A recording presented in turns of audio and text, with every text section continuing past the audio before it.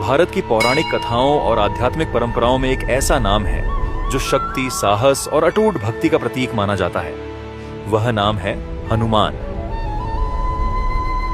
हर वर्ष देश भर में बड़े उत्साह और श्रद्धा के साथ मनाई जाती है हनुमान जयंती।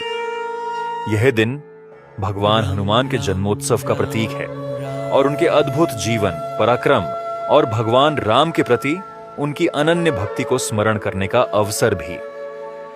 हनुमान जयंती उस दिव्य क्षण की याद में मनाई जाती है जब धरती पर जन्म हुआ उस महाबली का, जिसने धर्म की रक्षा और सत्य की विजय में महत्वपूर्ण भूमिका निभाई।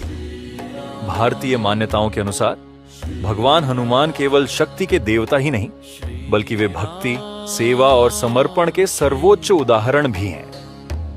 पौराणिक कथाओं के अनुसार हनुमान जी का जन्म माता अंजना और वानरराज केसरी के घर हुआ था। माता अंजना ने कठोर तपस्या की थी और उनकी तपस्या से प्रसन्न होकर देवताओं ने उन्हें दिव्य संतान का आशीर्वाद दिया। कथाओं में यह भी कहा जाता है कि भगवान शिव की शक्ति का अंश उस दिव्य बालक में प्रकट हुआ। भारतीय पौराणिक कथाओं के अनुसार हनुमान जी को पवन पुत्र भी कहा जाता है। ऐसा माना जाता है कि वायु यानी वायुदेव ने उनके जन्म में महत्वपूर्ण भूमिका निभाई थी।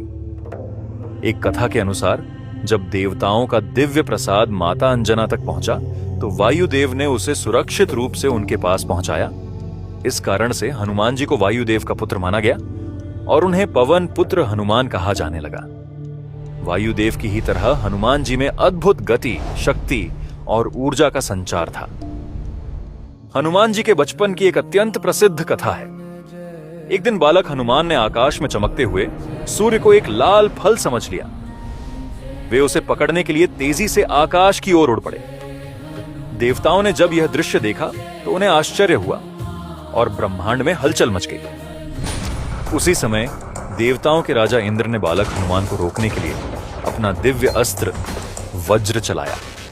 वज्र के प्रहार से बालक हनुमान की ठोड़ी, जिसे संस्कृत में हनु कहा जाता है, घायल हो गई। कहा जाता है कि इसी घटना के कारण उनका नाम पड़ा हनुमान।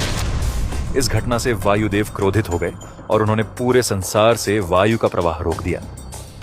तब सभी देवताओं ने मिलकर बालक हनुमान को कई दिव्य वरदान दिए: अमृता, अद्भुत शक्ति और असीम ज्ञान। भारतीय महाकाव्य रामायण में हनुमान जी की भूमिका अत्यंत महत्वपूर्ण मानी जाती है। उन्होंने भगवान राम की सेवा में अपना पूरा जीवन समर्पित कर दिया। समुद्र पार कर माता सीता की खोज करना, लंका में जाकर साहस दिखाना